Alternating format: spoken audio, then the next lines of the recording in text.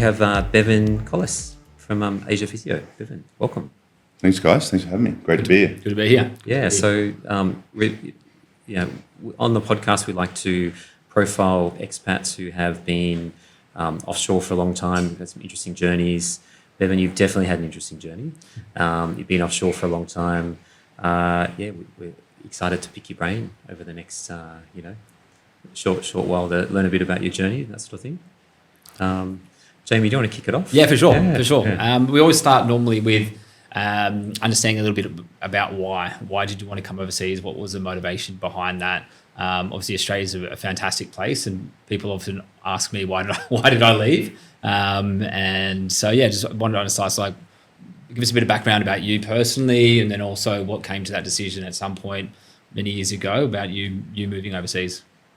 Yeah, so it's a great question. It's an interesting one. I guess getting to the real heart of it, we're talking about back when I was in my late teens, early 20s, and I grew up probably in not as nice a part of Sydney as you did. I think with the northern beaches. I'm a bit of a Westie from Parramatta, so. My mum was there, and then my dad was Penrith, even further out. Okay. So my grandparents were in the Hills District. So. Okay. Yeah. So all from similar area, but I don't know. I just remember, I guess, a turbulent time, being 18, 19, just trying to kind of work out what I was going to do, and I just felt a little bit frustrated by I just felt it was just small, and my world was pretty small, and I just was living in this.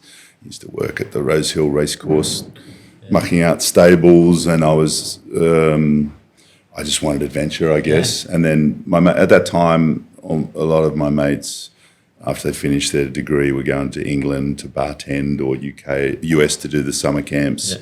And that just felt like a bit kind of, I may as well stay at home if I'm going to go to a country that's still kind of the same as Australia. Yeah. And so I decided to go to Japan, and that was 1994. My cousin was living there. She was married to an ex All Black rugby player, actually, who was a professional there. Nice. And she offered to put me up for a few weeks, and I slept on her couch and then just started looking for work. I didn't really know anyone else in Japan apart from her. And then I got a job at a kind of an infamous bar called Gas Panic, which... Whereabouts were you? In Tokyo? Or were you in... Yeah, that was in Tokyo. Yeah. So Gas Panic's in Roppongi. That probably, if you're a real OG Asian expat, you'll know Roppongi, I think. I think anyone... if you go to Tokyo, you probably end up in Roppongi at some point anyway.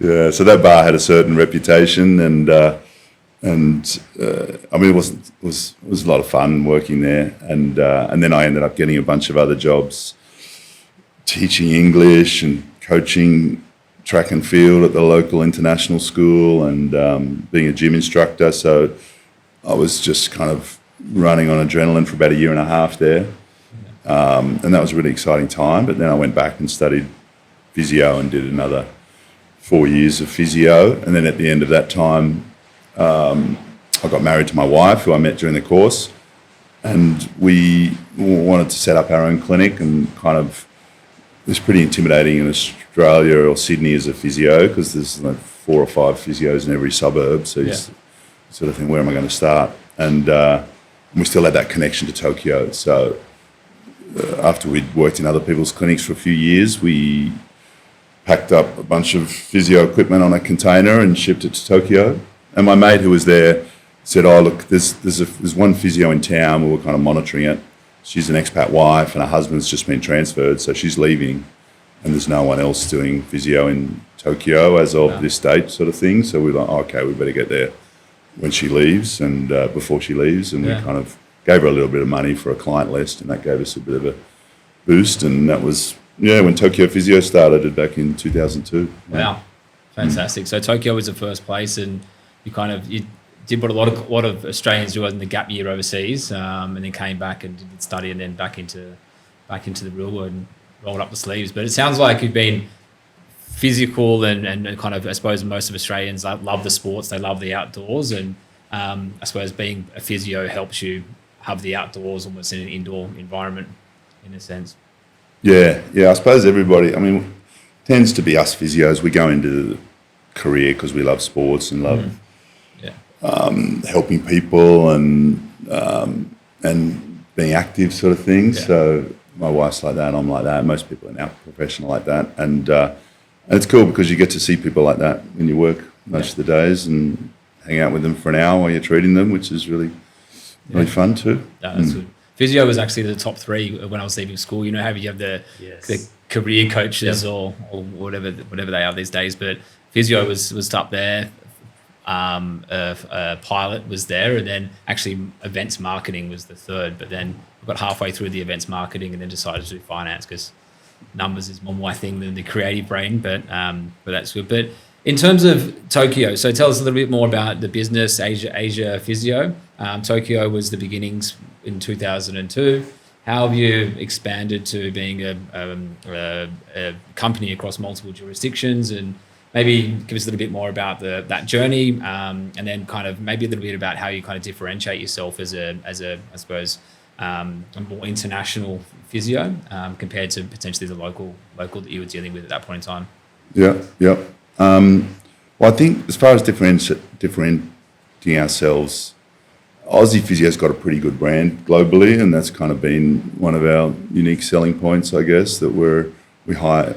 My wife and I are both Aussie, so most people around the world tend to think of Australia as sports. So they think, even if they don't know much about healthcare, they probably think, the physios in Australia are probably good, sort of thing. So you get that higher trust right from the start, which has, I think, been helpful for us. And then as far as our journey, well, it's been a long one. From 2000, we go back to 2002. I was getting into snowboarding then, and my wife, I dragged her over from skiing into snowboarding. Well done. I don't think her dad's still forgiven me. But so we were getting into snowboarding, and we used to go to Niseko every year on our little January holiday. You know, the first week of January is always a public holiday, so we closed the clinic in 2002, 3, 4. And every year you'd start to see more and more Aussies at that time in Niseko. So, and you could just see how much fun they were having. You know, they were all super stoked just in the supermarkets, like, oh, look at this thing. And then on the mountains as well, of course, and in the onsens. Yeah. And so you just started to think, I never really thought people would go for holidays to Japan, because at that time no one was, you know, certainly not ski holidays or any type of holiday really. But then, so that's when we started to think, maybe this thing of going for a ski holiday in Japan's got legs, you know, and Pardon the pun? yeah, exactly. Well, it's definitely got legs. Like I think every second person is bought a ticket to Japan going skiing, especially all my mates back home. I think with the yen where it is at the moment makes it more affordable than actually going to the ski fields in Australia. So very appealing.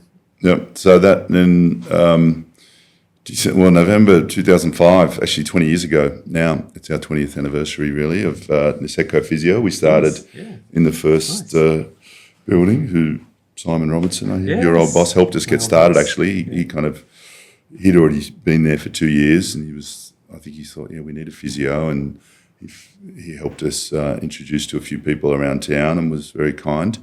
And we started in the top floor of this building called The Brick, that was built for ski storage with a manager's resident at the top. Funny looking building. And so my poor patients used to have to climb up 2 flights. They've done their ACL and they've got to go up flights of stairs. I know.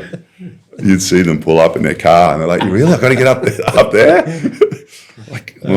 But you know, that was any port in a storm. That's it. If they can't get up, they're really bad. They should be in hospital. Exactly. Yeah. So that was just me and the dog the first year, and then I went back to Tokyo, and my wife stayed in Tokyo, and then we started to grow in Tokyo then and hired a few more people. One initially, and then a receptionist. So the business was getting a little bit busier in Tokyo, and I think the first 2 or 3 years I just did it with another physio. My wife was looking after Tokyo, but then we sort of thought we can't really keep spending 3-4 months apart every single winter. And then around about 2009, I want to say, or 8, we both sort of did the season in Tokyo and left. That was the first time we'd kind of left our Tokyo business without seeing patients for 3 months. And then at the end of the winter, the staff in Tokyo were doing well, the receptionist was running it. So we sort of thought, okay, maybe we can just kind of stay up here and let Tokyo keep running. So we spent a few years living in Niseko year round, and only we won't really see many patients in the summer, but it was kind of like a sabbatical, and it was fun. Yeah, the old snow villages are pretty fun in the summer. Like it's I only really know the Australian ones, but if you go and visit them, they're pretty cool. You know, good hiking and all that sort of thing.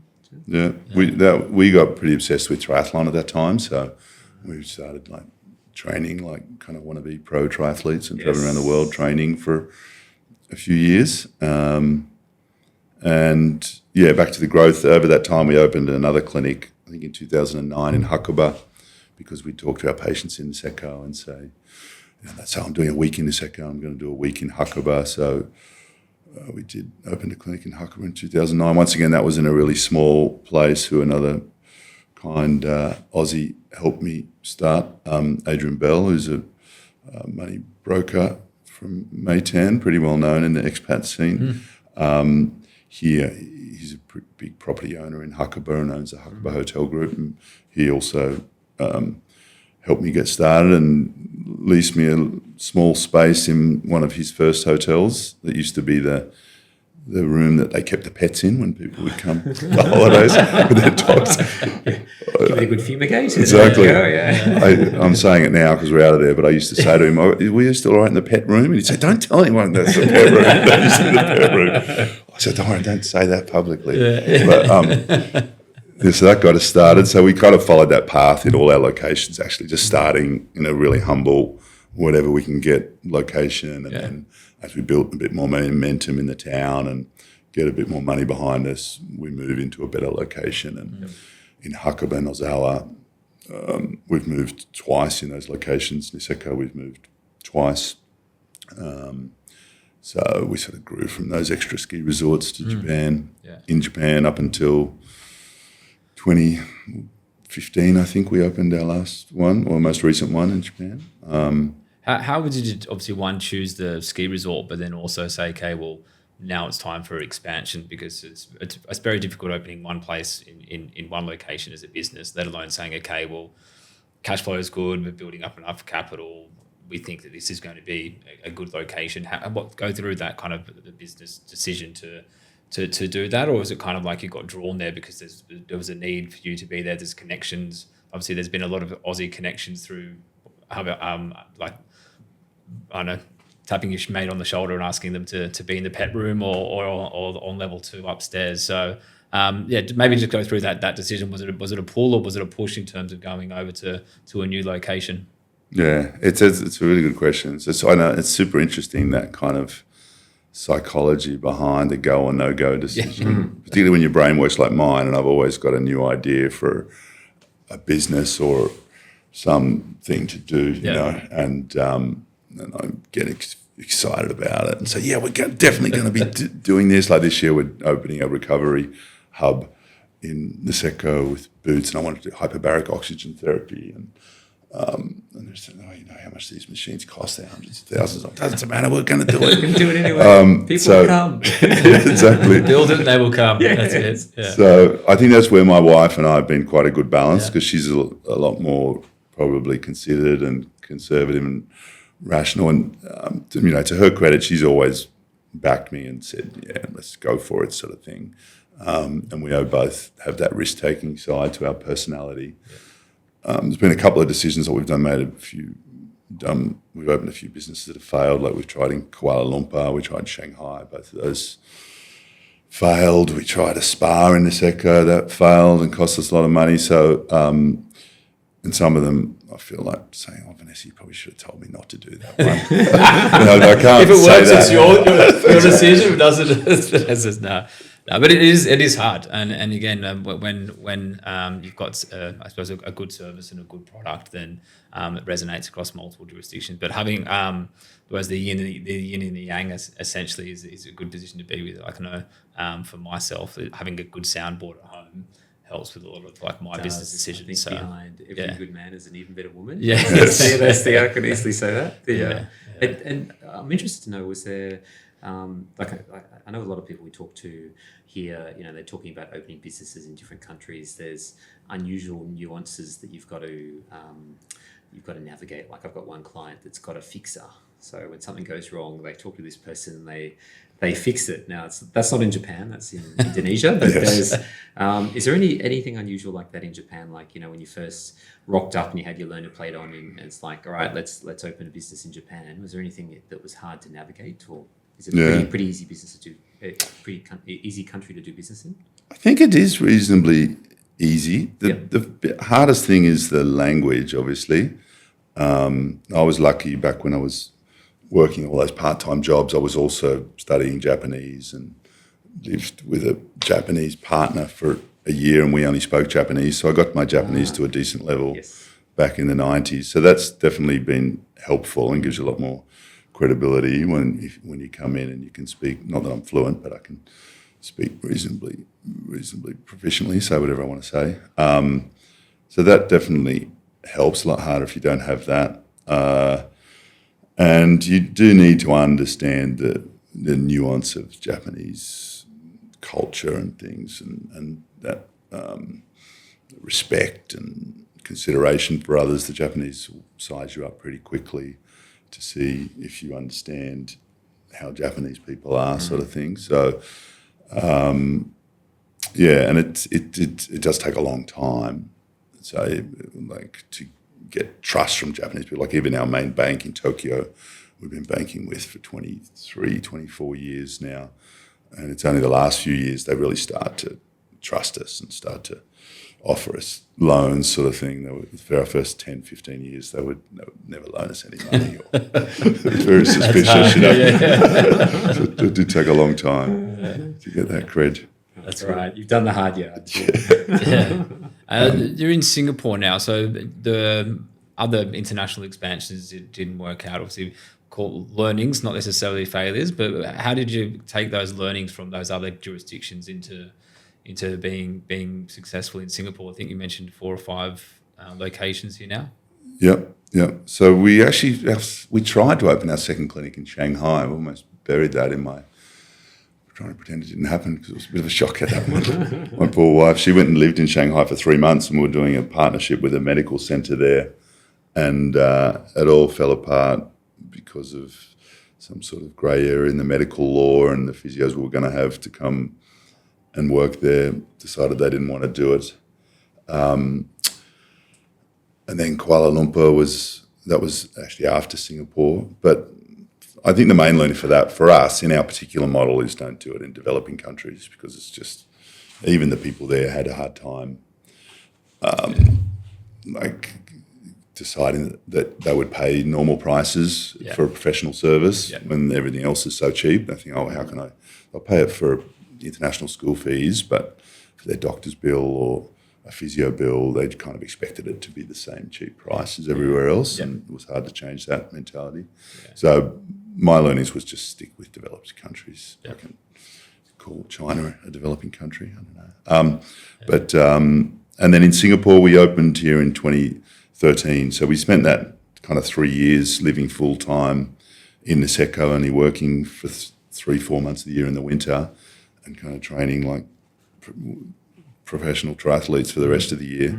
But then that was kind of starting to we felt like we'd had enough time off and we're ready for a new adventure, and Tokyo was still going okay without us. So we decided to have a crack at Singapore. And probably my old boss, I also worked at a bar in Tokyo called Geronimo's or Magumbo's, you might have heard of. Yeah, I've definitely heard of Magumbo's. It was right here. Yeah. So shout out to my old boss there, Stu Bailey. He's the owner of those 2 bars, and I've always kind of used him as a bit of a business mentor or sounding board, and watched what he's done with those businesses. And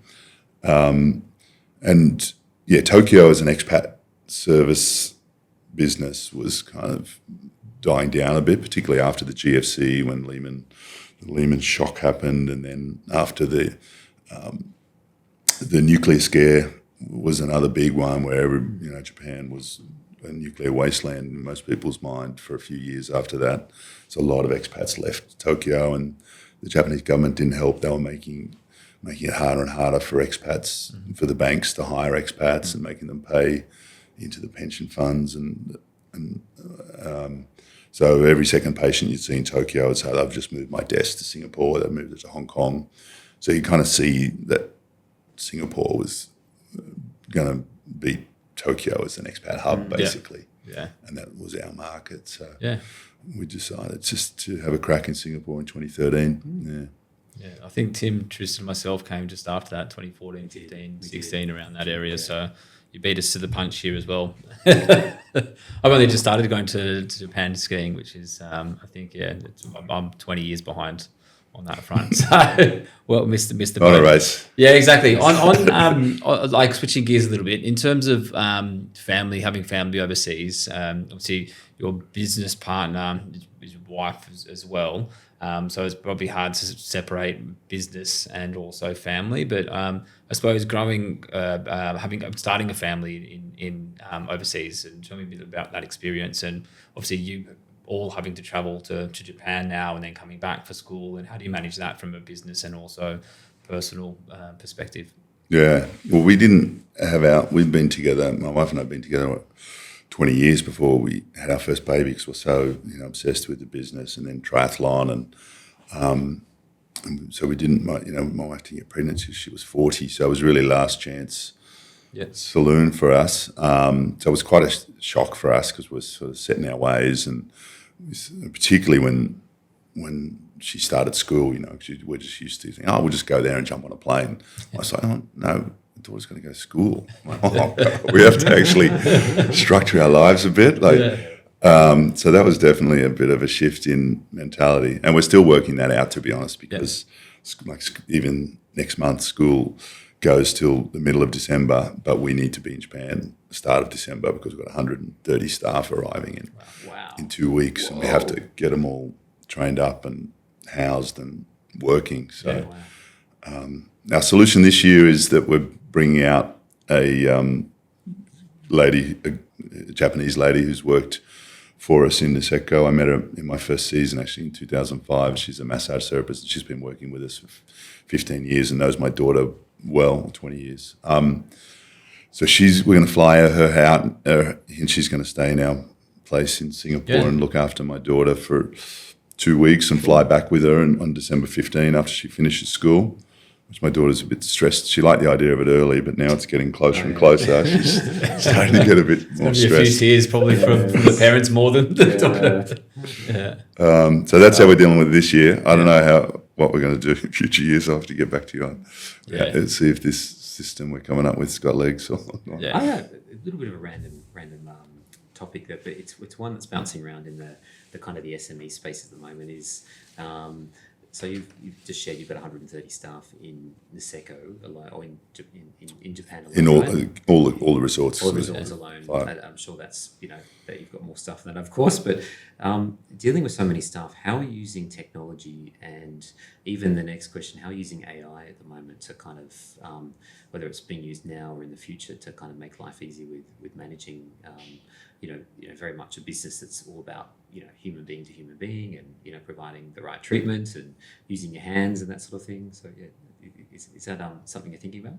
Yeah, it is, and we're getting better and better at it every year. One of our sort of core values is continual improvement. So we're always trying to look at, and tech's a big part of that. It has to be, particularly when you're not physically there. So we have got a business coach and got a lot more structure in our business now than we did even 3 or 4 years ago, which makes things a lot easier. And we've got full-time HR staff now, and a lot more systems around the way that we interview people and the way that we do training. We've got pretty comprehensive pre-season training that people have to sit through. And we pay a lot in SaaS fees, Oh, yes, actually. yes. I'm sure you do. Yeah. So all of these different softwares, so it's only $5 a month per person. And, and I just saw the cumulative bill for what we pay every month in, like, we use Bamboo HR and Slack and Deputy for clocking on, and there's a few others I can't think off the top of my head now. So we do that. And as far as AI, we have thought about using some AI agents. I'm still trying to get my head around what they actually are. I should talk to you afterwards. I'm not too sure. The only thing I think of is like those Tesla robots that they're trying to build. So that's what I think of at that point in time anyway. But someone said, get an AI agent that'll help with your HR and your recruitment, because those 130, it's every year we've got to onboard, probably 70 or 80 people. So we're getting better and better at that process. But we are using AI more and more, just having conversations with ChatGPT and trying to improve our productivity and whatnot. And physios are using it for notes so that the AI can listen to them, talk to the patient, put those notes in the diary and filter out the small talk sort of thing, get the important stuff in. That's super cool. Really efficient. Definitely helps from that side of things. I know you could talk about this for forever, operations versus physio. And I know in Singapore, they're very quick to get the knife out. I've had an operation here. My two boys, 3 and 5, have had operations here. So they're very quick to do that. And I know when I dislocated my shoulder to get a second opinion for that. But maybe just run through very quickly what are the main differences, what's the benefits of physio versus not, and then we'll get on to your favourite topic, the ACL. Well, it's a huge topic to sum up briefly, But I think everybody, when they get an injury, has to go through that decision-making process of what to do, whether it's injection or physio or just wait and don't see anyone, or have surgery or medication. And there's only so many options. The good thing about physio is you can always cross over and have an operation afterwards if it doesn't work out. Probably 70% of orthopedic surgeries are a bit of a grey area, whether you actually need them or not. Obviously, if you've fractured your femur or it's swinging around in the breeze, you've got to have surgery on that.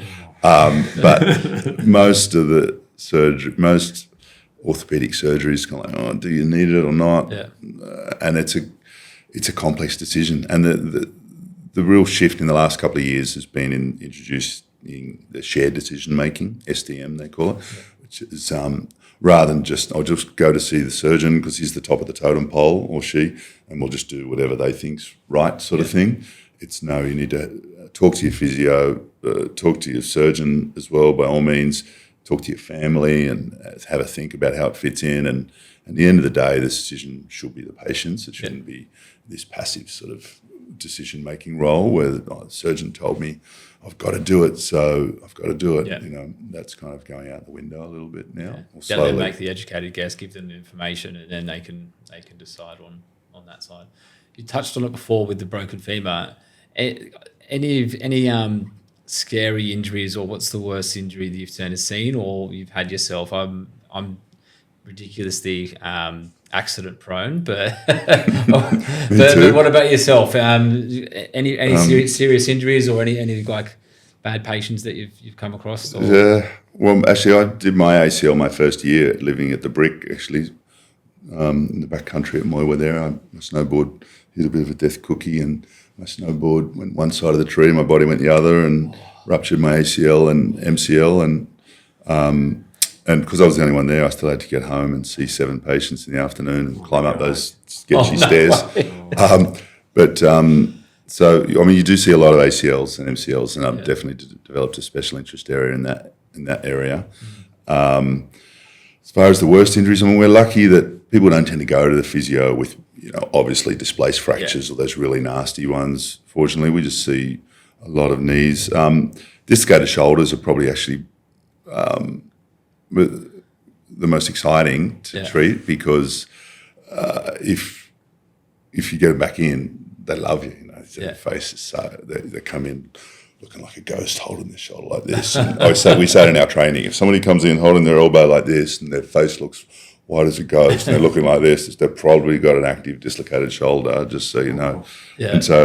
And then you got to learn how to get them back in. And so that's a really interesting one. But then if you finally get them back in, the ice just lights up, and I'm sure you felt it yourself. I don't know how long you're out for, but so that's always an exciting one to see. You don't have that great moment with an ACL or anything, you know. Yeah. No instant satisfaction with an ACL. That's 6 months worth of pain, unfortunately. Yeah, exactly. On the business side of things, so obviously there was the learnings about expansion, but any kind of other heavy moments within the business. I think most businesses suffered during COVID. Japan, every kind of obviously you're part of holiday destination and things like that. So I would imagine that Japan did what Australia did, and most other countries, and kind of locked the borders. How did you get through those kind of tough times? We almost didn't, actually. That was probably some of the hardest times of our business journey, but also our life, really. That was pretty... in December 2019, the summer of 2019, we thought we needed to move again in Niseko, so we took a lease on this great location because the clientele were getting a little bit more wealthier and their expectations were getting higher, and even in the clinic we moved in after the brick had a bit of a sketchy staircase into it, and it was kind of in the basement. It wasn't a really nice clinic. Well, we were there for 10 years and it did us proud because it was right on the main drag and everybody saw our sign, and that was really important. But then we decided to make the plunge and move into this really prime location with a nice easy entrance with no steps, and sort of 250, 300 square metres. The lease, we signed a 3-year lease starting December 1, 2019 for over 6 figures a year, and committed to pay that for 3 years. And then another couple $100,000 on the fit out. And then, come March, we had no income for the next 2 years and 10 months of that lease. Wow. So we were just paying out. And so that was pretty devastating, actually. We almost were looking at kind of having conversations on what happens if we go bankrupt in Japan? What's the legal carryover to Singapore business? And are we going to have to go back and live in my parents' spare room for a while? That was pretty devastating for us. Was there any kind of relief from a Japanese point of view, or the landlords were just still wanting to collect their money and that was it? Well, I guess the Japanese government gave us a little bit of relief, like probably of that kind of $500,000 rent. They gave us I think they gave us $50,000. So not really 10%, not much.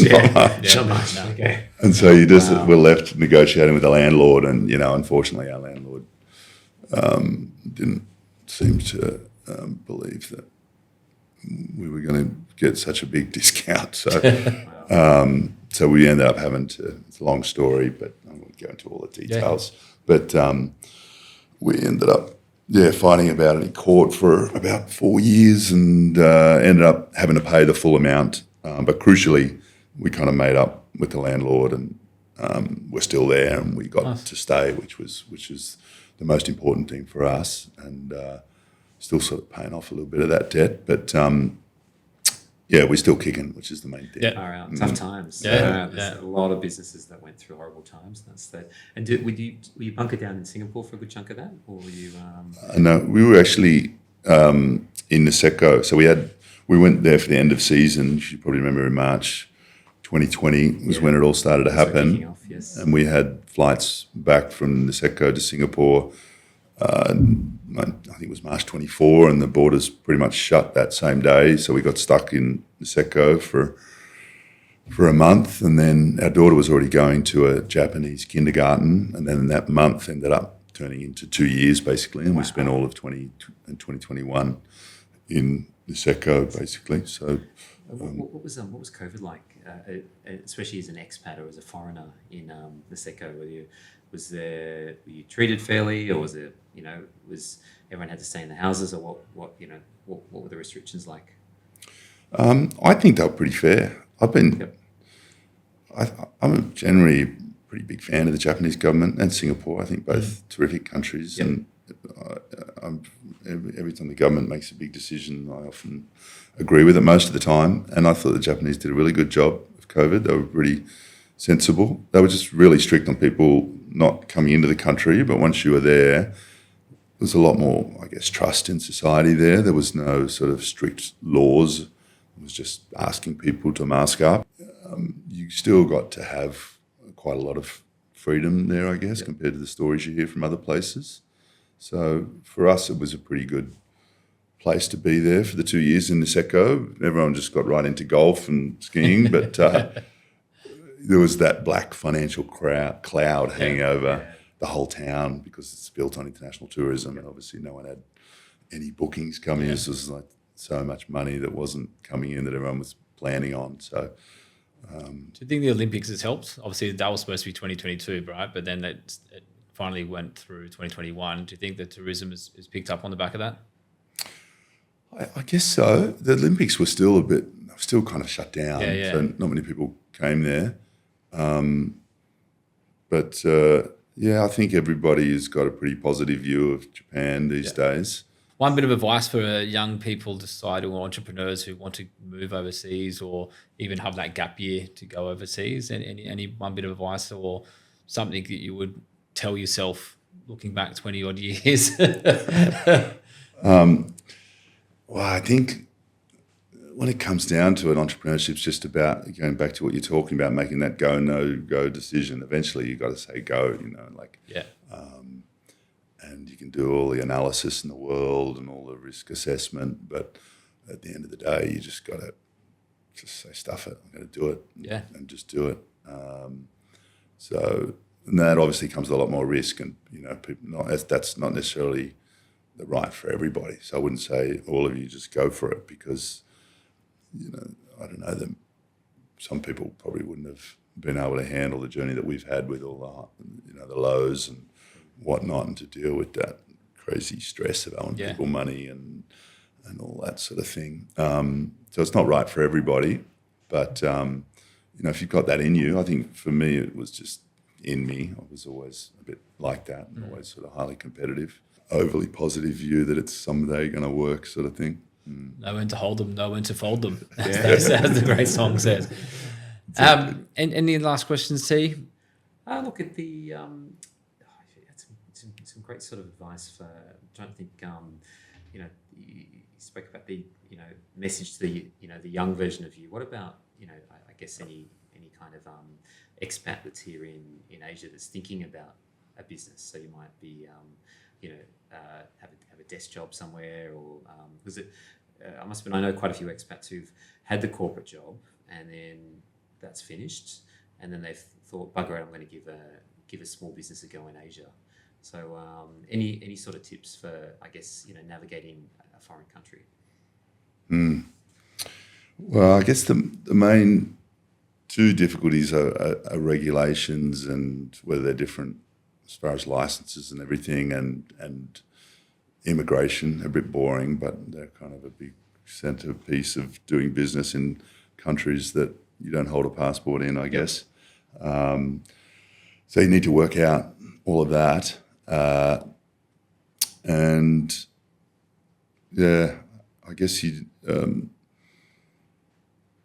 need to get your money behind you as well, I guess, to get started. You need that working capital because it's when you're starting off, particularly if you need to rent a space, there's always,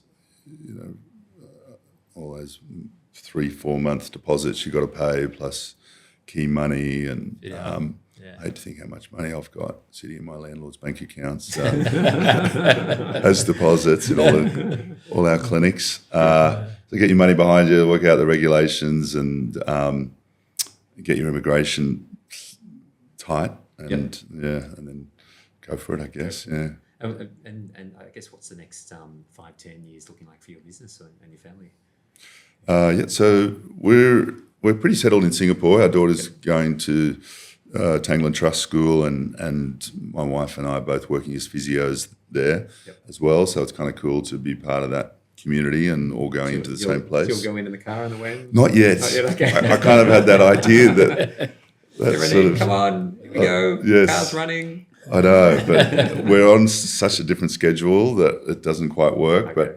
But I did certainly had that idealistic picture in my mind. Maybe it'll happen when she gets a bit older. Yeah. So our plan is to stay here until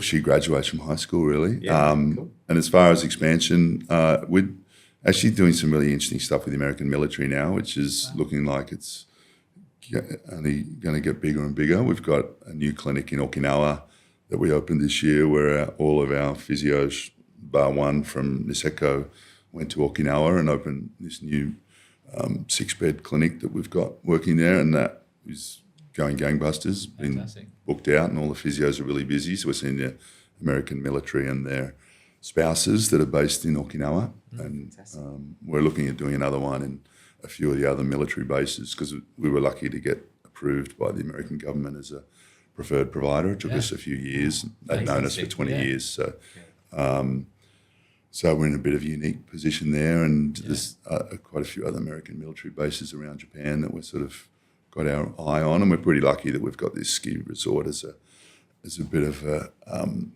carrot to bring all the physios in, and at the end of March they've left their jobs, they've got a visa for Japan. A lot of them have had such a great experience during the winter, and they kind of don't want the party to end. You know? And so we can kind of get them in our military. That's clinics. like a great entrepreneurial mindset. You do have to think outside the box, and to think of going from a ski resort to a military base, you don't normally put them together unless you're thinking of James Bond or something like this. But yeah, it's been an absolute pleasure having you on today, Bevan. Really good to hear the insights. And if you are going to Japan, which a lot of you will be, if you do get into trouble, we don't wish it upon you. Yeah, exactly. I hope it doesn't happen. Just think about Asia Physio, and even if you don't get to Japan, Bevan's got a lot of podcasts and some series on if you do your ACL, a bit of background about that as well. So if it does happen to you, just look him up on YouTube. He'll be able to help from that side of things. But pleasure to have you on board. And yeah, we wish you, wife, and the business all the success, and enjoy Japan this coming summer or winter. Thank you, man. It's been great. I enjoyed the chat. Yeah, thanks for sharing.